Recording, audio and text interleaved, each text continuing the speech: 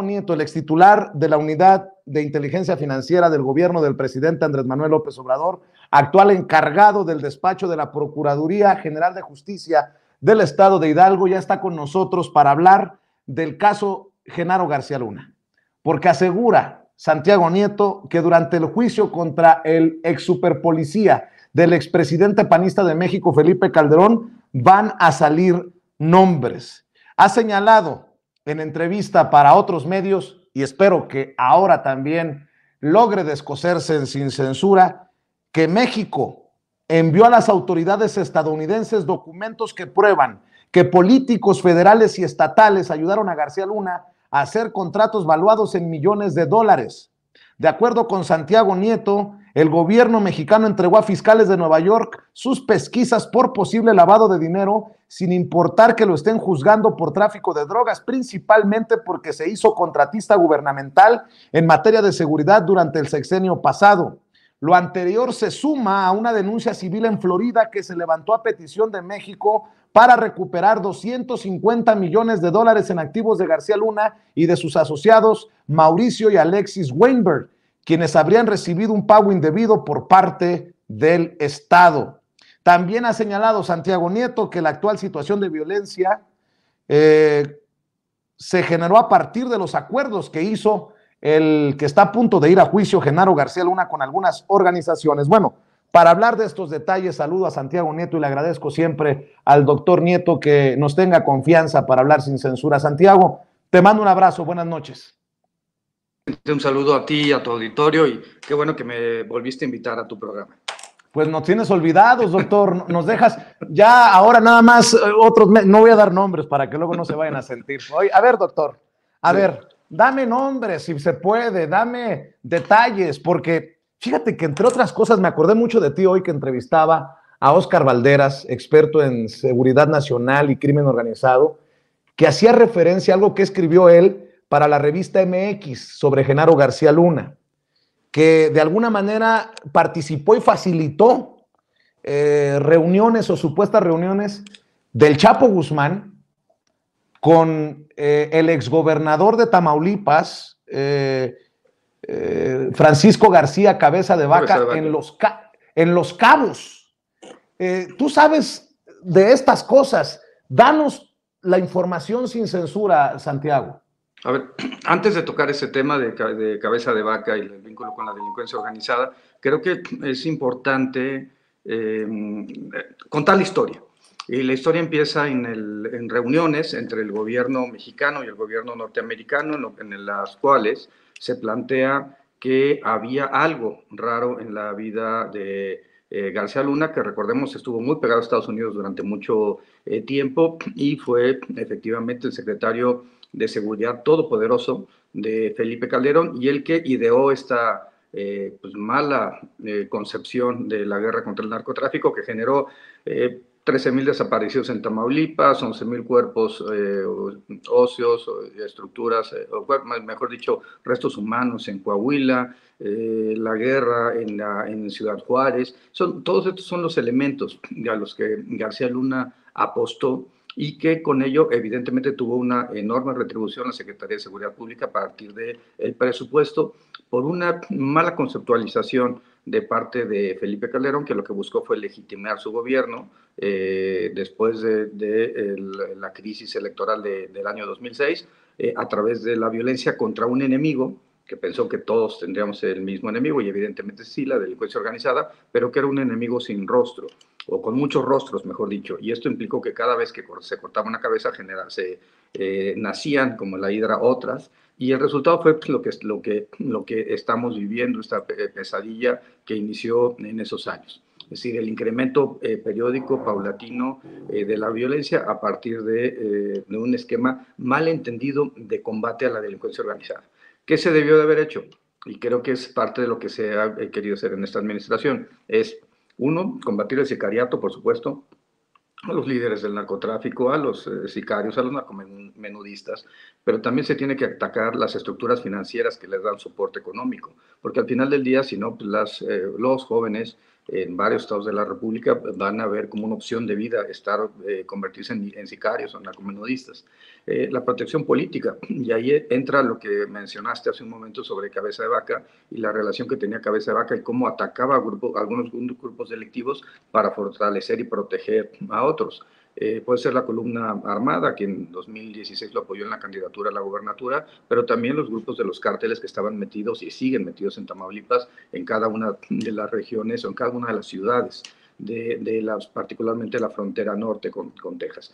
Y hay que también comentar que lo que hace García Luna es no combatir esa corrupción, sino enfocarse a un tema más bien de ataque a los líderes o a los narcomenudistas, sin quitarles la base social, sin quitarles la estructura financiera, las estructuras jurídicas, y bueno, eso evidentemente lo único que podía traer como resultado fue lo que fue un desastre. Después hay que también partir de un tema importante. García Luna no solamente parte la policía de investigación que tenía la PGR en ese momento y se la lleva a la Secretaría de Seguridad Pública, sino también comete un error que creo que es importante en términos de la política pública. Genera con Nice Track, con un contrato con los hermanos Weinberg, el primer sistema de espionaje en México telefónico. Y con ello empieza a tener información de distintos grupos del sector de la clase política mexicana, los opositores, etcétera, y eso lo hace una persona excesivamente fuerte, poderosa, en el ámbito del gobierno de Calderón. Ahora, ¿qué sucede después de eso? Con los hermanos Weinberg se crea en 2011 la empresa Numbac en Panamá. Esa empresa Numbac, bueno, desde antes, y en 2011 se crea la filial en México, que empieza a operar con el gobierno mexicano en la época de Calderón, 2011-2012, y después de 2012 prácticamente a todo 2018 en el gobierno de Peña Nieto. Y ahí es donde viene esta contratación gubernamental con Numbac de 2.600 millones de pesos, 77 millones de dólares, y donde la contratación se da pues básicamente con el órgano de readaptación social de la Secretaría de Gobernación, con la Comisión de Seguridad, Policía Federal, entre otros espacios, que finalmente contrataban a la empresa de García Luna. ¿Por qué digo que es la empresa de García Luna? Porque a pesar de que los Weinberg eran como los dueños formales, lo cierto es que los recursos se iban a Panamá. Había personas en Panamá del equipo cercano de García Luna, no solamente eso, también Cárdenas Palomino y también Ramón Pequeño han sido investigados por la Fiscalía General de la República, fueron congeladas sus cuentas por la UIF en su momento, y ese dinero que llegaba a Panamá servía para pagar el nivel de vida de García Luna en Estados Unidos, y había transferencias, por supuesto, a Tel Aviv, a Curazao, a Letonia, evidentemente Estados Unidos, Panamá, como ya mencioné, y eran una mecánica, insisto, de corrupción gubernamental. Ahora, hay dos cosas, hay que plantearlo así. En Estados Unidos se está investigando la causa penal contra García Luna tiene que ver con narcotráfico, con vínculos con la delincuencia organizada. Pero también lo cierto es que el dinero que él ejercía, llegado de la delincuencia organizada o llegado de actos de corrupción política en Estados Unidos, era un ejercicio de lavado de dinero. Finalmente estaba ingresando al sistema financiero norteamericano recursos de naturaleza ilícita, sea por delincuencia organizada o hubiera sido por corrupción política. Y en todo caso, pues ese es un tema que las autoridades norteamericanas podrían tomar en consideración en el juicio que se está llevando a cabo. También lo que es cierto es que en México la denuncia que presentó la UIF en su momento, que la Fiscalía Anticorrupción tiene, estaba pues, relacionada, y delincuencia organizada, estaba relacionada con temas de corrupción política, pero eso no exime a quien se investigue por nexos con la delincuencia organizada, sobre todo de cara a lo que se va a ventilar en este proceso, donde hay muchos testimonios, en el caso del juicio del Chapo y en otros anteriores, en donde se menciona que García Luna recibía millones de dólares de parte de grupos de la delincuencia organizada, particularmente del cártel de Doctor, Sinaloa. Sí. Déjame preguntarte, ¿te sorprende la cobertura muy por encimita de los grandes medios de comunicación, de los grandes periodistas, de los grandes analistas de México sobre el caso Genaro García Luna? Porque ahora estoy entendiendo con lo que estás mencionando que podrían no estar indagando, rascándole. Hay tanto en este caso, me parece a mí grosero que no lleven de 8 columnas los periódicos de circulación nacional estos temas, pero entiendo que podría haber muchos de estos personajes de complicidad de esa élite que se ha beneficiado todavía por ahí, pululando en la política mexicana. ¿Estoy en lo cierto o estoy exagerando, No, Santiago Nieto? yo creo que es una hipótesis válida, porque hay que pensar que estos 2.600 millones de pesos, que no es cualquier cosa, estos 77 millones de dólares para una sola empresa, debieron de haberse distribuido en muchos espacios. Y eso también pudo evidentemente haber llegado a los medios de comunicación. A García Luna no se le tocaba ni con el pétalo de una rosa durante la administración, bueno, evidentemente Felipe Calderón, pero tampoco en la administración de Enrique Peña Nieto. Y por eso las investigaciones contra él tardaron tanto tiempo en llegar. Y al final, creo que lo que hay que plantear es que el presidente López Obrador y la Cuarta Transformación sí generó una política de seguimiento del caso que por lo menos se materializó en la presentación de las denuncias que se encuentran en la Fiscalía General. La Fiscalía General, hay que reconocerlo, obtuvo órdenes de aprehensión por tortura y por otras cosas en contra de Cárdenas Palomino y de Ramón Pequeño, pero contaban con la información. Hubo un congelamiento de cuentas de la familia de García Luna. También hay que decir un tema fundamental. García Luna recibió 32 millones de pesos por un diagnóstico que el gobierno de Miguel Ángel Mancera, a partir de la Procuraduría General de Justicia, le hizo por el diagnóstico de una fiscalía especializada. A mí me parece realmente un pago en exceso, pagar 32 millones por un diagnóstico. Y, bueno, por supuesto, que esto, desde mi punto de vista, no es más que un tema de tráfico de influencias y de peculado. Pero la parte para mí más importante es que al final del día México presentó denuncias, congeló cuentas y se hizo algo que es muy importante. A partir de la aprobación de distintas personas del Estado mexicano, esto yo lo conversé en su momento con el señor presidente, con el canciller, con el secretario de Hacienda, hubo una autorización por parte del Consejo de Seguridad Pública para efecto de presentar una demanda civil en Estados Unidos y buscar a través de un contrato, con un despacho norteamericano. Hay que recordar esto, que es muy importante: no se puede litigar en las barras norteamericanas si uno no tiene estado por estado la autorización para poderlo hacer, y esto solamente lo pueden hacer los abogados que han presentado los exámenes ante la propia barra. Y por eso se contrató a un despacho para que llevara, que había tenido un éxito en México con la recuperación de activos en el caso de FICREA, para que pudiera cuota litis, es decir, sin pagarle un peso, solamente ganando dinero de la recuperación, presentar la demanda en Estados Unidos. ¿Qué encontró ese despacho con las autoridades norteamericanas? Un monto de unos 250 millones de dólares como el objetivo fundamental de los bienes que había movido en algún momento García Luna y su entorno, y que es importante que se recuperen para el Estado mexicano. Yo soy un convencido, incluso el gobernador de Hidalgo, Julio Menchaca, ha planteado que la parte fundamental del combate a la corrupción y la impunidad pasa por la extinción de dominio, pasa por tener un instituto para devolver al pueblo lo robado.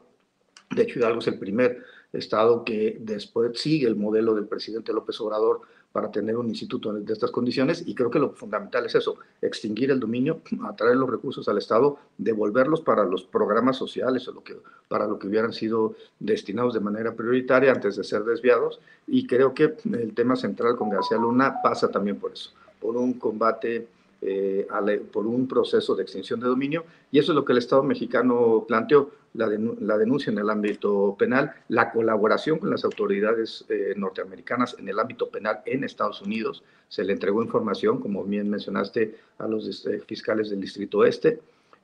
Podrán ellos continuar la ruta del narcotráfico con los testimonios que tenían, podrán invocar esta parte del lavado de dinero por los recursos que fueron introducidos a Estados Unidos, pero también creo que hay que recordar y enfatizar que México planteó una demanda civil para recuperar los activos de García Luna, y bueno, por supuesto que en México hubo un congelamiento de cuentas contra todo este sector que realmente generó una política de enfrentamiento con los grupos de delincuencia organizada, que a su vez generó actos verdaderos de terror contra la población.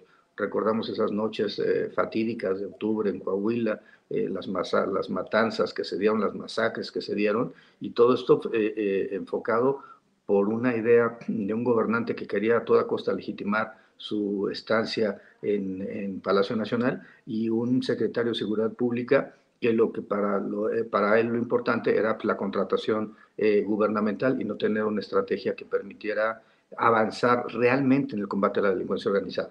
Insisto, ni estructuras financieras, ni estructuras jurídicas fueron tocadas, ni el combate a la corrupción, sobre todo en el ámbito local. ¿Cuándo hicieron algo contra fiscales tipo Vieitia o gobernadores tipo Sandoval? Bueno, ya Cabeza de Vaca ya fue posterior, pero no hicieron en ningún momento nada contra esas personas que al final del día le entregaron a la delincuencia organizada sus estados y dieron las consecuencias que todos recordamos trágicamente para nuestro país. ¿Qué viene?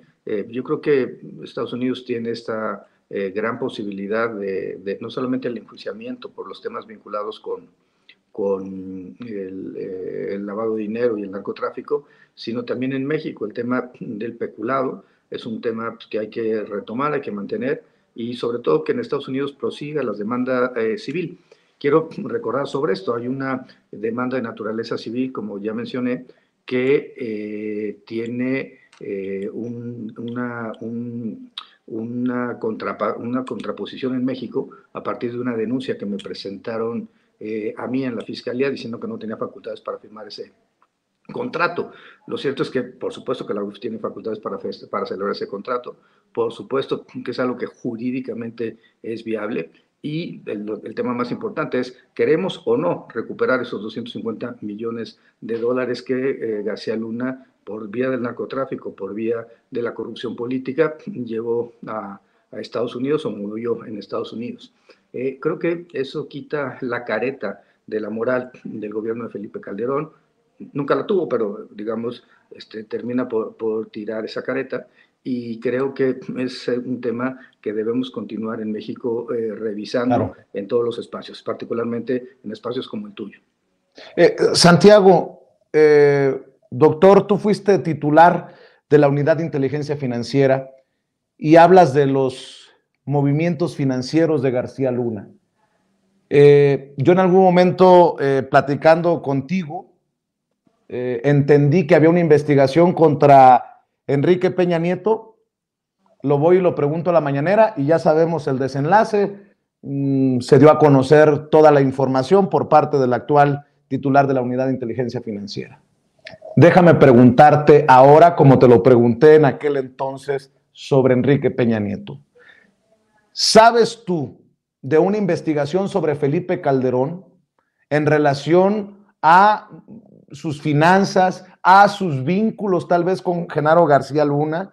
Había una investigación sobre Felipe Calderón, y te lo pregunto porque hoy que sabemos lo que ha publicado la revista Contralínea, Calderón ha movido muchos millones. Yo pregunto, cuando Santiago Nieto era titular de la Unidad de Inteligencia Financiera, ¿se había armado o se estaba armando alguna investigación sobre Felipe Calderón? Bueno, yo digo dos cosas. Primero, en el caso particular de Genaro García Luna no encontramos un vínculo directo, pero evidentemente en un sistema presidencial como el mexicano, previsto así por nuestra Constitución, me parece absolutamente ridículo que el presidente no supiera, por la inteligencia militar, naval, por el entonces ICEN, que lo que estaba haciendo su secretario de Seguridad. En segundo lugar, el Instituto Nacional Electoral en algún momento nos requirió, cuando se estaba constituyendo el Partido de México Libre, información sobre ese instituto, esa organización política. Y encontramos pues, pagos que no estaban registrados quién los hacía. Encontramos información respecto a personas morales que no podían financiar un partido político que lo habían financiado, organizaciones civiles de derecha, y también encontramos, por supuesto, transferencias que recibían tanto Felipe Calderón como una fundación que tenía él con su esposa y otras, que por cierto llamó cínica en algún momento a mi esposa recientemente, y creo que la cínica pues, es ella, honestamente, porque creo que este tipo de cosas, yo quisiera recordar cuál fue el proceso de financiamiento en México Libre para que empecemos a hablar sobre cinismo, y le entregamos toda esa información al Instituto Nacional Electoral, que era la instancia competente para conocer respecto del financiamiento de partidos políticos que evidentemente tocaban a Felipe Calderón en ese contexto. Toda la información la tuvo el Instituto Nacional Electoral y al final, como sabemos, el Instituto Nacional Electoral le negó el registro a México Libre, fue impugnado ante el Tribunal Electoral y el Tribunal Electoral terminó evidentemente resolviendo, confirmando la decisión del Instituto Nacional Electoral de que ese partido político por el financiamiento ilícito no podía constituirse como tal.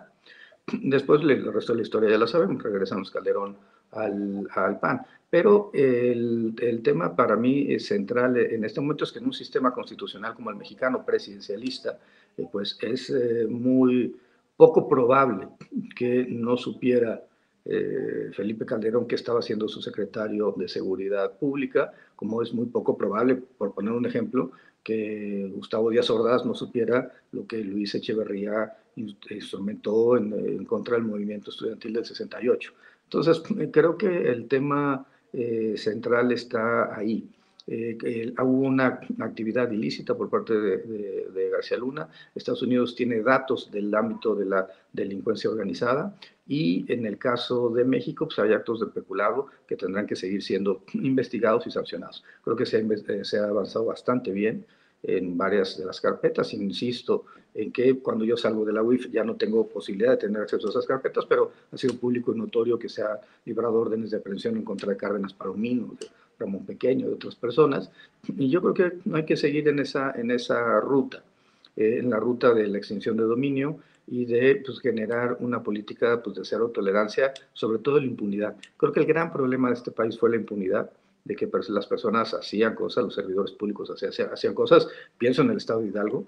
Lo que hemos visto estos meses en Hidalgo es un cinismo absoluto en un estado con tales niveles de pobreza, de marginalidad, donde hay tanta desigualdad social, es siniestro, es perverso, que se desvíen 522 millones de pesos en 2022 en los primeros meses para el pecunio o campañas electorales en las presidencias municipales, y por supuesto que tengamos por lo menos 1.400 millones desviados en las secretarías de Estado para favorecer a los recursos de los servidores públicos, y ya empezamos por supuesto a investigar 2021 y hacia atrás, porque hoy precisamente acompañaba al gobernador en Tizayuca en un evento para la instalación de un centro de salud, y un regidor se me acercó y me dijo que habían visto ellos un desvío de 500 millones de pesos, pero que tenían miedo de acudir a las instancias para poder denunciar. Para un municipio, 500 millones es una cantidad muy importante, y si vamos sumando Santiago, municipio por municipio, pues realmente estamos viendo que fue un proceso de desfalco al país Santiago, que hay que combatir. sí, permíteme interrumpir para que no quede la impresión de que nos fuimos por otro lado. Ahorita si quieres cerramos hablando de la estafa siniestra, porque creo que también es importante, ahí donde gobernó el PRI y ahora gobierna Morena con Julio Menchaca, a quien le mandamos un saludo y espero entrevistarlo muy pronto al gobernador morenista de Hidalgo. Claro que es importante hablar de todo este cochinero que está saliendo, sobre todo porque eres el encargado de despacho ahí en la Procuraduría General de Justicia del Estado de Hidalgo, pero dame claridad. Te pregunté, doctor, si había una investigación armada sobre Felipe Calderón, como la que me comentaste con gran certidumbre y claridad sobre Enrique Peña Nieto, así como me mencionaste la investigación armada sobre Peña Nieto y los dineros. ¿Hay o había una investigación armada de la que tú sepas sobre Felipe Calderón?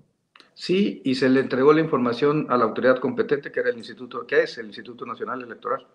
Pero ellos tienen toda la información sobre ese caso en particular y donde vienen pues, transferencias pues, de recursos relevantes del extranjero, de empresas vinculadas con el sector energético, por ejemplo, ¿no? ¿Alguna idea de por qué no ha avanzado una investigación como parece que ha avanzado sobre Peña Nieto? Bueno, creo que yo entiendo que avanzó en el ámbito electoral. Al final del día México Libre no, y Calderón no logró su cometido de tener un partido político a su servicio, y creo que eso es un tema importante. Creo que ha avanzado en la medida en que las autoridades soliciten información a la Unidad de Inteligencia Financiera, al Servicio de Administración Tributaria, y sobre todo que se entregue esa información también, como se podría hacer a las autoridades norteamericanas que están llevando el caso. Ahora, insisto, la autoridad norteamericana podrá hacer dos cosas. Uno, o enfocarse solamente en el narcotráfico, o dos, retomar los temas de lavado de dinero, encontrar esos nexos de corrupción gubernamental. Seguramente García Luna lo que va a decir es que pues, mi tema no era el narcotráfico, sino yo recibía dinero de la corrupción política de México. Bueno, siendo así, entonces lavaste dinero en Estados Unidos y por tanto tienes una sanción Claro. penal, fiscal, y esto Estados Unidos, como lo sabemos desde el caso de Al Capone, pues no lo deja pasar, o el caso de la FIFA. Claro. El IRS siempre tiene un enfoque persecutorio para poder llegar a las mejores condiciones de recaudación para el Estado norteamericano. Y creo que México lo que tiene que enfocarse en esa parte, en la parte financiera, en la parte fiscal, en la parte de dónde se están ejerciendo los recursos y cómo se están pagando pues, los niveles de vida de varios personajes. Felipe Calderón, por supuesto, es uno, pero creo que lo importante es ver cuáles, sobre todo las políticas que se instrumentaron en su momento y poderlas analizar y cuestionar y sobre todo revertir, porque al final del día lo que vivimos en la guerra contra el narcotráfico fue algo que solamente ha traído mayor violencia a Sí. México y que creo que es importante que se elimine, que se reduzca. Y también hay que decirlo, solo se puede hacer si se reduce el tráfico de armas de la frontera norte hacia México, porque el 70% de las armas con las que desafortunadamente nos matamos en nuestro país provienen de Estados Unidos, provienen en realidad de 6 condados, y si hubiera mayor prohibición de las autoridades norteamericanas en esos 6 condados, podríamos tener un mejor control del ingreso de armas a México y con eso reducir la capacidad bélica de los 19 grupos delictivos que hay en nuestro país. Lo que generó García Luna fue un error que pagaron con su vida, desafortunadamente, miles y miles de mexicanos, y creo que cientos de miles de mexicanos, y creo que al final hay que empezar a pensar en cómo reestructurar una política criminal de Estado, porque política criminal Déjame, de Estado tiene que ser eso, déjame inteligencia e imparcialidad. para cerrar sobre el caso García Luna, y si me permites preguntar sobre la estafa siniestra, Santiago, abusando de la confianza y de tu tiempo, ya que te habías perdido por algún tiempo, doctor de Sin Censura, Es que no me eh, invitabas. ¿crees que el hecho de que Felipe Calderón se haya ido a España sea su forma de huir, de prepararse para lo que viene?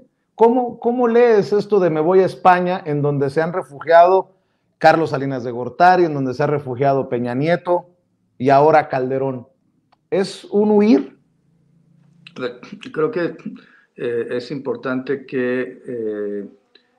plantear que Estados Unidos durante mucho tiempo fue un espacio seguro para la clase política mexicana, que terminaban, pienso en Cabeza de Vaca está en Estados Unidos, va a Canadá a veces, pero bueno, está en Estados Unidos, a pesar de tener una orden de aprehensión en México, porque pues, era un espacio donde pensaban que no iban a ser detenidos nunca. Esto se revierte con César Duarte, se revierte con el propio García Luna, Y creo que eso los llevó a estos elementos de la clase política a buscar otro espacio. Y el espacio que encontraron fue evidentemente España, donde también a partir de las contribuciones fiscales, si una persona llega con recursos suficientes, puede adquirir una visa dorada y con eso permanecer con un estatus, digamos, privilegiado en España. Creo que están ahí en gran medida por eso, pero también pues, lo cierto es que pues, los procesos legales implican un espacio de reciprocidad y que cuando los países pues, requieran, España, México, etcétera, hay, digamos, estados que son diferentes por su propia conceptualización, como Israel, pero hay en donde pues, hay personas prófugos de la justicia mexicanos que se encuentran allá, como Tomás Herón, por ejemplo, como Andrés Roemer, que se encuentran en ese país. Lo cierto es que en general los países tienen un esquema de reciprocidad y que cuando necesiten algo pues tendrán que solicitarlo al Estado mexicano o una extradición y nosotros podemos hacer lo propio. Pero ojalá bueno, que así sea. en este momento no hay, que yo sepa, un proceso abierto contra Felipe Calderón. En este momento pues, no hay una orden de aprehensión, como sí existe, por ejemplo, contra Cabeza de Vaca.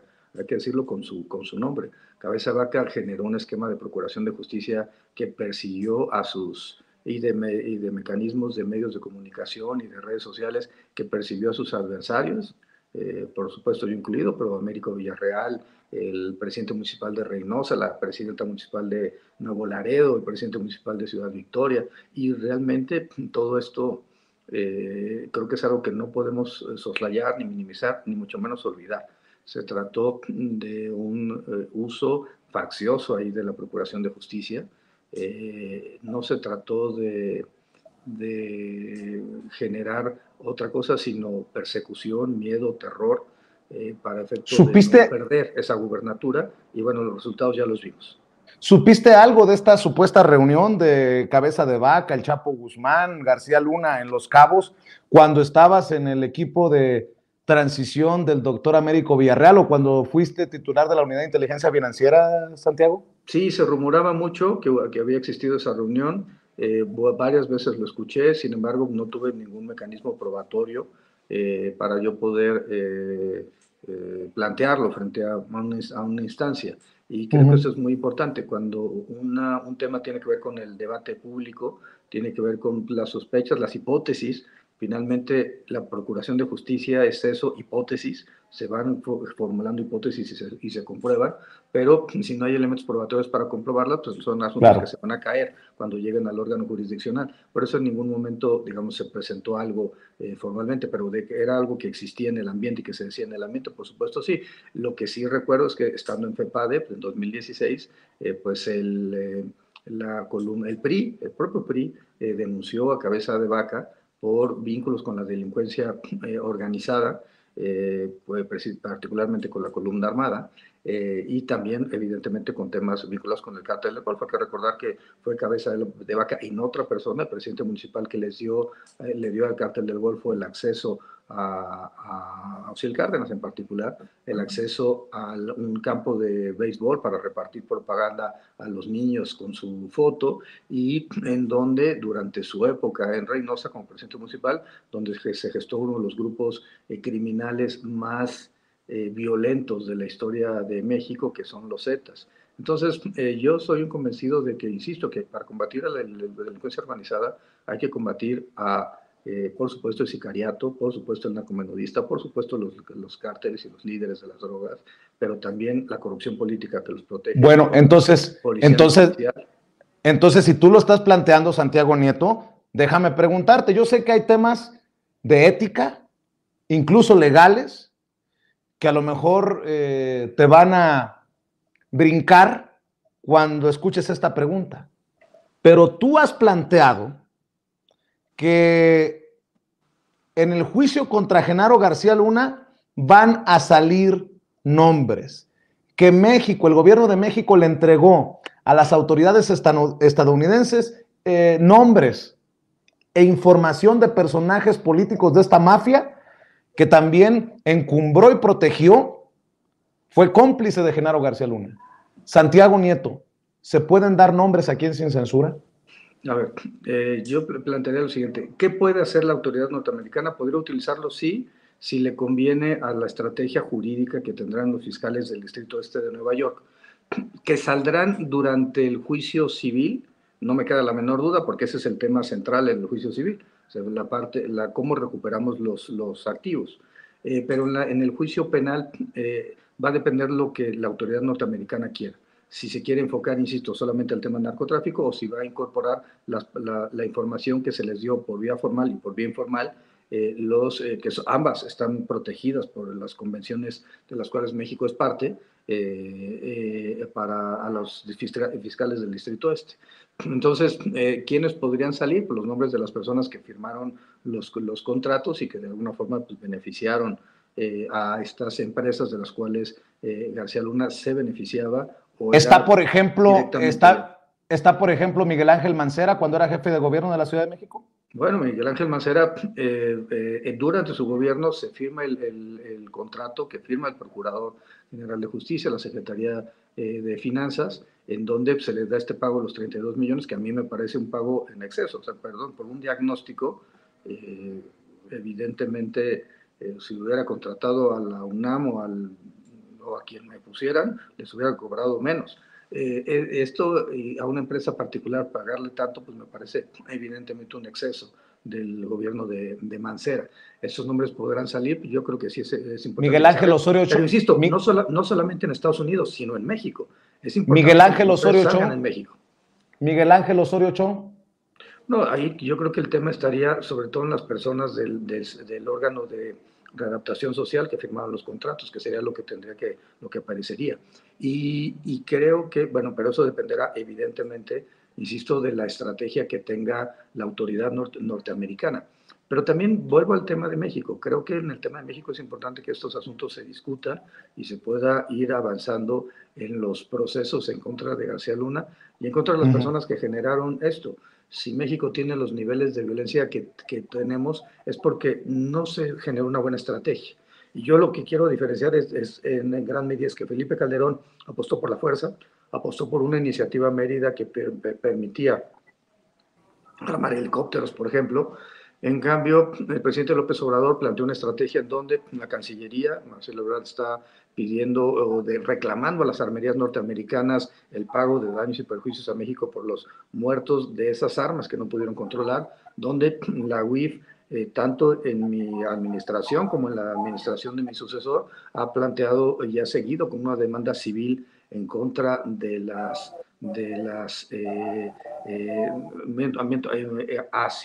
en el marco de las facultades de los tribunales norteamericanos en la Florida para poder recuperar los activos. Y quiero decirte algo que para mí es muy importante. Este grupo de abogados que defienden a los Weinberg, que defienden a García Luna, incluso ya han firmado documentos que se han presentado ante los tribunales civiles en la Florida, presentaron una denuncia anónima, entre comillas, en mi contra en la Fiscalía Anticorrupción, señalando que no tenía competencias para firmar ese documento. Evidentemente que era lo que pretendían, que se cayera el caso en México, que la Fiscalía Anticorrupción dijera que yo no tenía facultades para firmar ese contrato, que ya comenté que era cuotalitis, etcétera, con un resultado que era muy claro, que México perdiera el caso en Estados Unidos y que no se pudieran recuperar los 250 millones de dólares. De esa magnitud es el cinismo o la falta de patriotismo también de estas personas que por sus intereses personales prefieren que el caso se caiga en México para que se caiga en Estados Unidos. Claro. Y proteger a García Luna, que bueno, todos sabemos lo que es. Bueno, platícanos de la estafa siniestra, que es un tema que tampoco quiero dejar porque hay políticos precisamente involucrados en esta estafa siniestra en Hidalgo y que creo que podría darnos claridad de la corrupción y de la grosera forma en la que se administraban y se organizaban las cosas en los gobiernos del PRI, en los gobiernos anteriores, hasta que llega Julio Menchaca, morenista, al gobierno, y hasta que te haces cargo, Santiago Nieto, de precisamente la oficina, el despacho de Procuración de Justicia en el estado de Hidalgo. ¿En dónde vamos? ¿Qué tan hondo hemos cavado? Y si ya ves una luz ahí al final de todo el cochinero, Santiago. No, a ver, sí, tienes toda la razón. Fueron 93 años antes de la llegada de Julio Menchaca al ejercicio del poder en Hidalgo.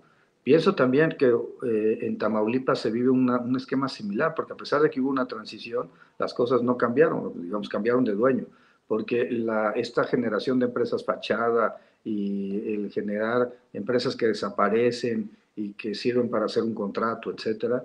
Eso pues, es algo que también se encuentra en Tamaulipas, también en su momento se vio en la Operación Zafiro en Chihuahua, en Veracruz, en Quintana Roo, también se vio en la estafa maestra, también lo vimos en Odebrecht, cuando Odebrecht, que no era una empresa fachada, evidentemente, pero que contrataba o subcontrataba empresas fachada en varios estados de México donde había elecciones, precisamente para frenar a Morena. Creo que nos llevan a una sola conclusión. Era una forma de operar financieramente, fiscalmente, para poder extraer recursos. Julio Menchaca pues, tiene una instrucción para mí muy clara: cero tolerancia a la corrupción y a la impunidad. Y desde la transición se empezaron a detectar cosas. Fueron primero un tema de recursos extraordinarios que nadie revisaba, que nos llevaron a los 522 millones de pesos en una docena de municipios en el estado. Ya tenemos hoy, en ese caso en particular, a 6 presidentes municipales vinculados a proceso, 3 con prisión preventiva justificada, están los demás se encuentran amparados. Tenemos otro presidente municipal con prisión, sí, 6, se encuentran 6, pero de los cuales 3 en prisión preventiva justificada, los otros 3 ya no están en el ejercicio del cargo. Hay otro amparado por otro caso de corrupción, tenemos otro con vinculación a proceso por violencia política de género, si quieres ahorita platicamos sobre eso, y porque bueno, me tocó ser fiscal electoral e impulsar los temas de violencia política de género, puedo saber qué sí es y qué no es violencia política en contra de las mujeres, y el tema central es que ya encontramos información que nos permite llegar a un segundo nivel. Ese segundo nivel son secretarios de Estado, estamos trabajando en ello para poder avanzar en el tema de la estafa siniestra. ¿Por qué elegimos siniestra? Precisamente por eso, por el tema de que en un estado tan pobre, con tantas desigualdades sociales, es perverso y siniestro tener una política así. Son 2.000 millones, lo que hasta este momento hemos detectado entre los 522 de los municipios, y los dan más de 1.400 que se encuentran en el ámbito del gobierno estatal, en materia de salud, o lo dijo el gobernador Julio Menchaca, en materia de educación, y pues realmente el tema es que el dinero estuvo ahí. Que no se vea en infraestructura es porque se desvió para otros fines. Y bueno, incluso tenemos casos de defraudación entre particulares que a mí me parece terrible, donde un abogado cercano a Murillo Karam, muy cercano a Murillo Karam, protegido por Murillo Karam, defraudaba a sus clientes entregándoles sentencias falsas y entregándoles documentación del SAT falsa, de la UIF falsa, y simulando juicios y poniendo fianzas y contrafianzas, y a un cliente le robó 114 millones de pesos, lo defraudó por esa cantidad, otro 39 millones, otro 9 millones, y así sucesivamente nos han ido llegando una serie de casos por la impunidad. Yo creo que el tema de Hidalgo se explica por una palabra, que es la impunidad. ¿Por qué tenemos tantas desigualdades sociales? Porque los caciques se empoderaron en cada una de las regiones del estado de Hidalgo, y porque no hubo alguien con Julio Menchaca que decidiera enfrentarlos y que decidiera cambiar esa situación. Yo veo al gobernador muy comprometido con el tema, y nosotros estamos técnicamente elaborando, integrando las carpetas de investigación, elaborando las pautas para poder acudir a los juicios, primero la judicialización de las carpetas, y poder entonces ir avanzando en esta materia de combate a la corrupción, que es tan importante para nuestro país, sobre todo en el ámbito local. Fíjate lo que provocas, Santiago Nieto, así como en algún momento me dijiste, ¿ya viste lo que provocaste con el tema en la mañanera de Peña Nieto? Claudia Briones, con mucho respeto, voy a mencionar este caso con todas las reservas, es una opinión de la gente, pero aquí la opinión más importante es de la gente. Claudia Briones, doctor Santiago Nieto, investigue al de Cuautepec de Hinojosa, Hidalgo, 3 veces presidente municipal, y a la anterior presidenta, que son priistas, entraron pobres y ahora son millonarios. Creo que sería una irresponsabilidad de mi parte decir que esto es una acusación fundada o una acusación cierta, como también sería una irresponsabilidad desestimarla, pero creo que hay un gran temor de denuncia y que cualquier indicio o cualquier información puede ayudar, Santiago, a esto de la estafa siniestra, ¿no? Sí, por supuesto. Muchas gracias, Sandra, por la información. Tomaremos nota y, bueno, finalmente ese es nuestro trabajo. Cuando quiera, con todo gusto, nos podemos ver en la Procuraduría y, bueno, por supuesto, revisaré si ya hay alguna denuncia que haya sido previamente presentada. Debo decir que recibí la Procuraduría con 133,000 carpetas de investigación iniciadas y con prácticamente cero resultados en materia anticorrupción. Entonces, tendría que revisar el caso particular de Cuautepec, que por cierto hicimos hace unos días 3 cateos junto con la Secretaría de Seguridad y logramos asegurar en los 3 cateos 65,000 litros de huachicol y a 12 personas que se encargaban de eso, del robo de hidrocarburo, que ha sido una de los temas pues, de la política pública más importantes, creo yo, del presidente López Obrador, el combate al robo de combustible, y lo mismo del gobernador Julio Menchaca. Se dice fácil, 65,000 litros, pero era lo que tenían almacenados. Imagínense cuánto habrá circulado por ahí. Y en total, con la Secretaría de Seguridad, en otros 2 operativos que realizó, fueron 171,000 litros en un solo día. Entonces, eso es Cuautepec, por supuesto, y tiene que ver con algo de lo que mencionaba hace un momento. Los grupos delictivos tiene que cerrarse la estructura financiera, pero sobre todo cerrar la corrupción política que les da de alguna forma protección en los ámbitos municipales o en los ámbitos estatales. Cabeza de Vaca, Roberto Sandoval, Beitia, en Nayarit son como los ejemplos extremos, pero eso no significa que no los tengamos a nivel municipal y que no tenga que ser una obligación del Estado mexicano estar armando estos esquemas para su combate. Ojalá que también se tome nota en estos casos que se señalan como criminales en la toma de la Cruz Azul allá en Hidalgo, Santiago Nieto, solo por mencionar un caso para evitar que vaya a haber más derramamiento de sangre. Y eso te lo menciono porque conozco el caso, doctor. Ya estaremos platicando de eso y otras cosas, si te parece. 2 cosas para cerrar, Santiago. Te agradezco mucho este extenso diálogo sin censura, pero así como los priistas en Hidalgo querían seguirse sirviendo con la cuchara grande, los panistas en Tamaulipas quieren seguir haciendo la política a sus anchas y a como les da su regalada gana. Santiago, tengo entendido que quieren hacer a sus anchas las reuniones, los cónclaves panistas en las tierras de Cabeza de Vaca o en las extierras de Cabeza de Vaca, Santiago. Sí, a ver, creo que esa es una muy mala idea.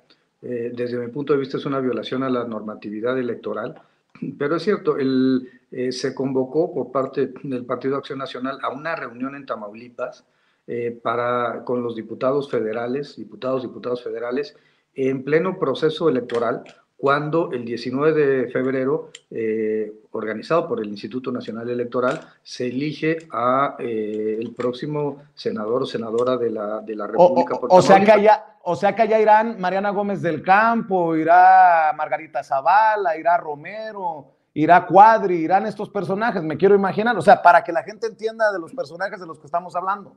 Sí, y además lo harían lo que se ha anunciado es que lo harían entre semana, que lo harían, claro, los diputados, senadores, senadoras sesionan martes y jueves, pero de cualquier forma pues tendrían son servidores públicos y no podrían estar haciendo presencia, sobre todo cuando uno de los diputados federales es el coordinador de la campaña de la candidata del PAN al Senado de la República. Y creo que esto es un tema pues, que hay que tomar en consideración. Me parece que es motivo suficiente para que haya una sanción por parte de la autoridad electoral, de la Comisión de Quejas y Denuncias o la Sala Regional Especializada, que serían las instancias competentes, porque este tipo de cosas no llegan al Consejo General del INE. Pero, a ver, ¿qué pasaría si Morena organizara un evento en Tamaulipas en este momento con toda la plana mayor entre semana, con la presencia del coordinador de la campaña, del candidato de Morena?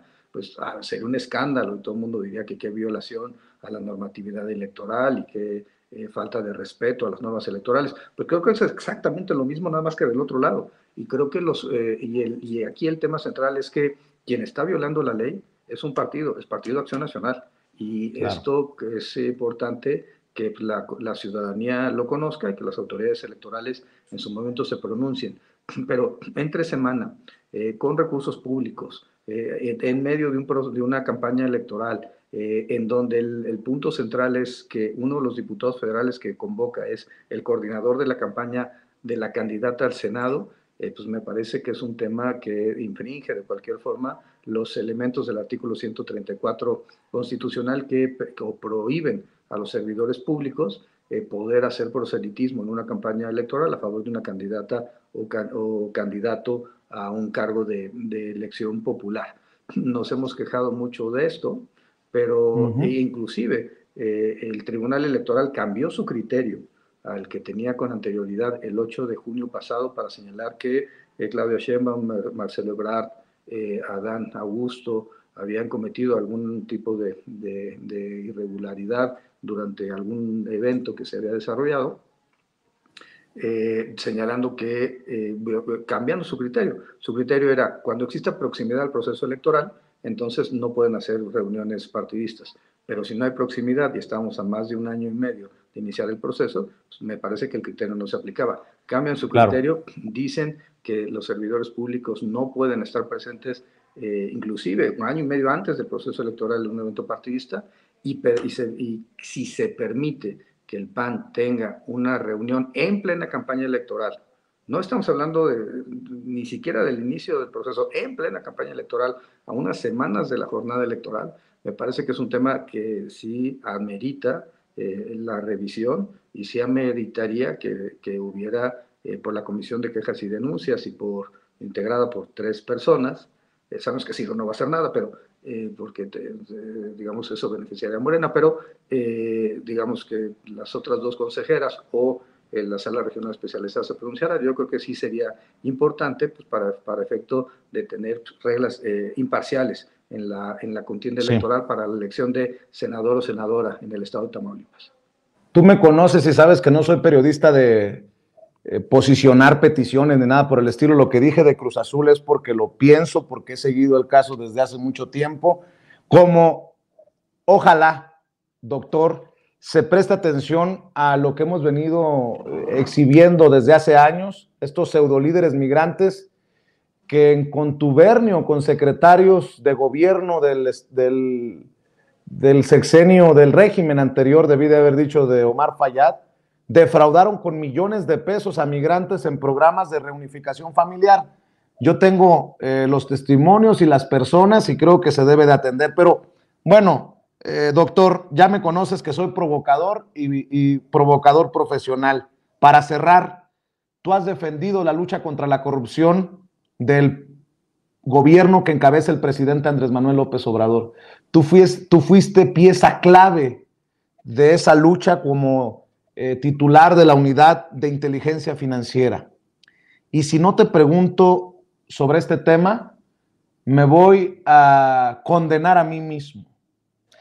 Yo sé que Jaime Cárdenas es amigo tuyo. ¿Qué piensas de estos señalamientos aquí, en la portada de la revista Proceso, que hoy enchilaron al presidente Andrés Manuel López Obrador? Y te lo pregunto sin jiribilla, sin nada escondido. Jaime Cárdenas aparece en la portada de la revista Proceso y dice que para evitar ir a la cárcel por cumplir una orden del presidente, decidió renunciar al instituto para devolver al pueblo lo robado. Esto iría en contra de esa lucha contra la corrupción que defiendes, que avalas, que enarbolas, y no sé si quieras comentar al respecto, No, a ver, Santiago claro Nieto. que sí. A ver, Jaime Cárdenas es público y notorio que es mi amigo, fue mi jefe en el Instituto Federal Electoral, fue mi director de tesis, fue mi maestro en la facultad. Yo respeto su opinión, no la comparto porque además creo que había una salida jurídica para lo que quería el presidente, dándole, digamos, no necesariamente en los términos que lo planteaba el presidente, pero jurídicamente había una solución a este planteamiento para efectos de que el INDEP pudiera comprar los boletos. No era un tema que fuera, digamos, jurídicamente, que tal como se lo plantearon a Jaime Cárdenas, sí era ilícito, pero había una salida jurídica para que no fuera ilícito. Pero, y creo que yo primero respeto su opinión, no la comparto en este punto en particular, así como no comparto que él haya planteado en muchas ocasiones que la elección de los consejeros y consejeras y magistrados y magistradas electorales sea por el voto directo. Yo no lo comparto y él lo ha sometido en muchas ocasiones y hemos tenido discusiones al respecto.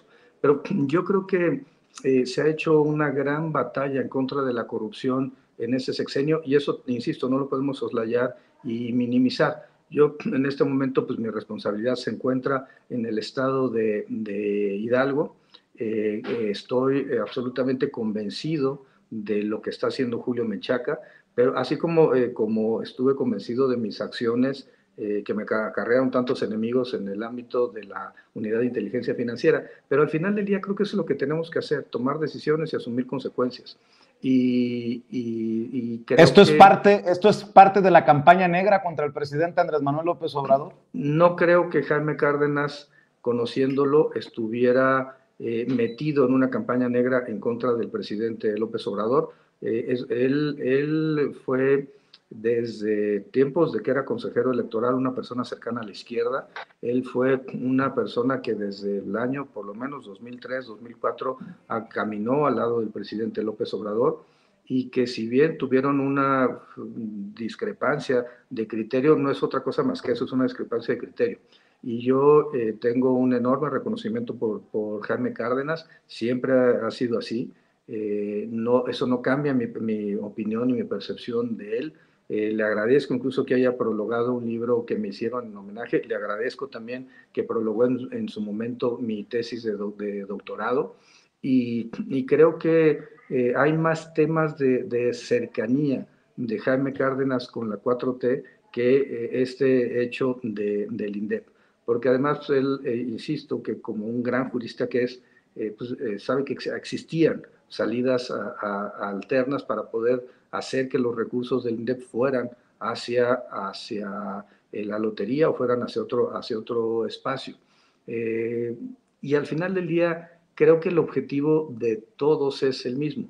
¿Cómo logramos que los recursos que se encuentran en el ámbito público, ya sean los del INDEP por abandono, decomiso, extinción de dominio, etcétera, vayan hacia proyectos de naturaleza social o vayan hacia proyectos que sí le sirvan a la población, al pueblo, dice Julio Menchaca, dice el presidente López Obrador. Y creo que no creería bajo ninguna circunstancia que Jaime Cárdenas estuviera coaligado con los adversarios. Al contrario, creo que podemos estar cosas en las que no estamos de acuerdo, pero como decía Voltaire, puedo no estar de acuerdo contigo, pero pues defenderé hasta la muerte tu derecho a decirlo. Creo que tenemos que reconocer el gran aporte a este país que ha dado la Cuarta Transformación.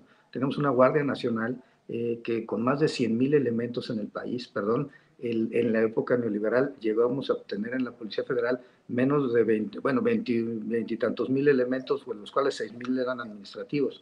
Tenemos en este gobierno el único sexenio desde que yo nací en donde el dólar se ha depreciado y el peso se ha apreciado, cuando todos los sexenios siempre el peso se devaluaba. Eso también es algo que no podemos soslayar ni minimizar. Tenemos un sexenio en el cual, pese a las presiones de los organismos internacionales, el país no se endeudó y pudo conseguir por medios propios y las vacunas para enfrentar la crisis sanitaria del COVID-19. Tenemos un país en el cual se ha podido generar una política social de avanzada y donde pues, tenemos, y creo que esto también es muy importante, la mayor recaudación fiscal del país en décadas. Entonces, no, yo creo que en todas estas reflexiones Jaime Cárdenas coincidiría conmigo. Hemos estado avanzando de manera importante. Claro, tenemos que seguir avanzando en temas energéticos, tenemos que seguir avanzando en sustentabilidad alimenticia, tenemos que seguir avanzando en los temas de migración, por supuesto en combate a la inseguridad, pero creo que hay bases muy importantes que se han dado. Yo no me uniré al coro en contra de Jaime Cárdenas por un tema de lealtad personal y de aprecio personal, pero estoy convencido de que hay más cosas que unen a Jaime Cárdenas con la 4T que las cosas o que este tema del INDEP que lo separa. Al final del día, pues al maestro con cariño y bueno, pero yo sé que él fue de las primeras personas en la década de los 90 que me habló de que había conocido a un personaje muy interesante proveniente de Tabasco, que era en ese momento el presidente del PRD. Él se llama Andrés Manuel López Obrador y tuve oportunidad muchos años después de comprobar las palabras de Jaime Cárdenas y que realmente era un personaje fuera de serie, como lo es el presidente López Obrador. Creo que mi posición es clara al respecto, no me uniré al coro en contra de Jaime Cárdenas, no creo que forme parte de una campaña de desprestigio y sí creo que hay más cosas que nos unen con la 4T, que finalmente ha sido un modelo exitoso de gobierno, pese a todas las campañas, pese a todos los medios de comunicación o la mayoría en contra, y pese a tener, bueno, y afortunadamente a tener una oposición tan chiquita que es eso, una oposición tan chiquita que no alcanza a tener la grandeza de miras de reconocer lo bueno y por supuesto cuestionar lo malo, pero sobre todo reconocer los grandes avances que se han tenido en este país. Pues yo te agradezco y te reconozco por aguantarme, Santiago Nieto. Tenemos una hora conversando, no lo habíamos planeado así y qué bueno que te das el tiempo para hablar sin censura, doctor. Si no te he invitado ha sido por mera situación de agenda, pero aquí siempre apreciamos que hables sin censura y ya mañana te diré, ya ves lo que provocaste, doctor, algo saldrá, habrá reacciones a tus comentarios en este espacio libre como el viento. Y te deseo buenas noches. Muchas gracias por acompañarnos. Buenas noches, mi estimado Vicente. Me despido de ti y de tu auditorio. Gracias. El doctor Santiago Nieto, ex titular de la Unidad de Inteligencia Financiera del gobierno del presidente Andrés Manuel López Obrador y hoy encargado de despacho en la Procuraduría General de Justicia del Estado de Hidalgo. Creo que nos deja muchas cosas para comentar y quiero desde